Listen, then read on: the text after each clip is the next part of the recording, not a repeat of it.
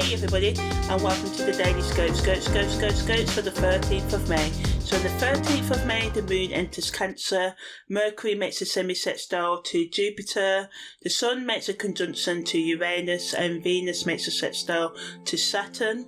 So Mercury sextile Jupiter enters on the 12th of May. Is exact on the 13th of May and leaves on the 14th of May. The sun's conjunction to Uranus is the same as the sun's parallel to Uranus that I talked about yesterday, and the sun is in the constellation of Aries, and so is Uranus as well. Although the sun's going to stay in its parallel to Uranus right up until the 21st of May, the conjunction ends on the 14th because a parallel just means that the planet, the sun and Uranus are both on the same sides of their ecliptic, basically. So yeah, Venus also makes a sextile to Saturn, and this enters on the 13th of May and leaves on the 14th of May. And Venus is in Aries and Saturn's in the constellation of Aquarius. So when the moon kind of like glides into nurturing Cancer, we can find ourselves being more emotionally sensitive and wanting to stay at home more or do things that bring us comfort. It's a great energy to use for self-care and connecting with our loved ones on a deeper level, as well as ourselves on a deeper level. But be aware of mood swings and clinginess, and that can kind of like sneak in through the back door and take away our happiness and just ruin our, moments of bliss and happiness with our loved ones.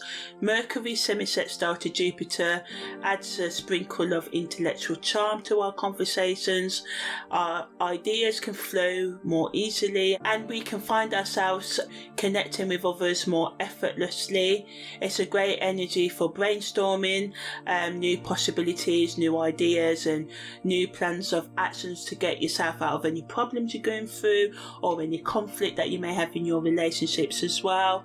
And just be mindful of yourself and your surroundings. Just a nice energy to, just think, but just watch out for being, self-righteous and telling others what to do and thinking your way is the only good way. The sun's conjunction to Uranus allows us to, as I said earlier, think outside the box and ground ourselves in practicality, but we just have to watch out for being reckless.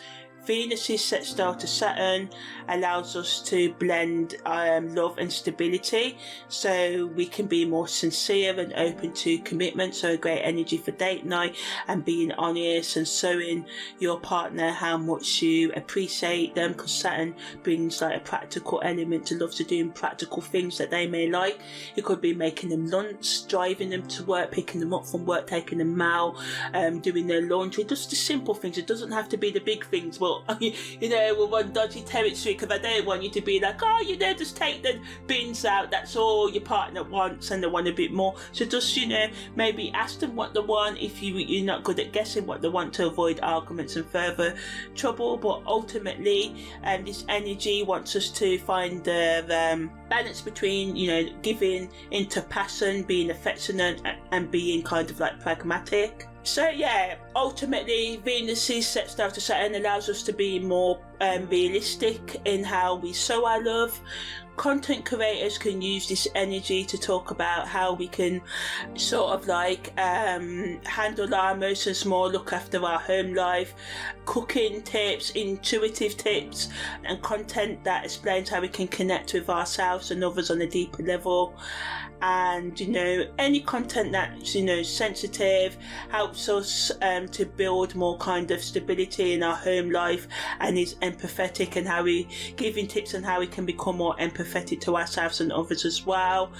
Also, talking about effective communication strategies and how we can build our communication skills, how we can be more optimistic about learning new things and being open to other people's ideas and building optimism in ourselves even though the world can seem crazy. How can we find inner peace and peace of mind and stability within ourselves? So giving content and how we can do that, as well as build our intellectual knowledge, and sort of like how we can, giving us tips on how we can just be more open to using technology, because there's lots of fear around AI, but thinking about the positive of things instead instead of fearing it.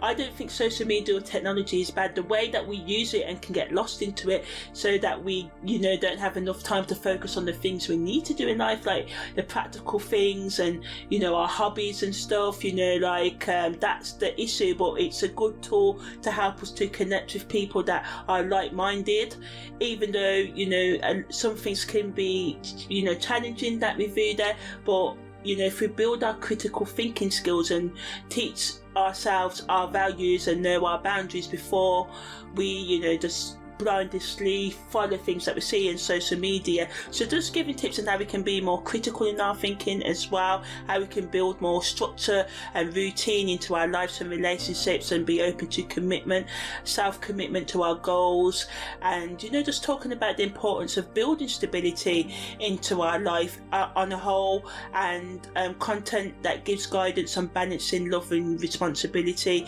how we can create lasting partnerships with others, and that starts by developing a sense of self and a sense of security within. And this is how we can feel secure with others and be open to newness. So yeah, that's the end of the daily scopes for the 13th of May.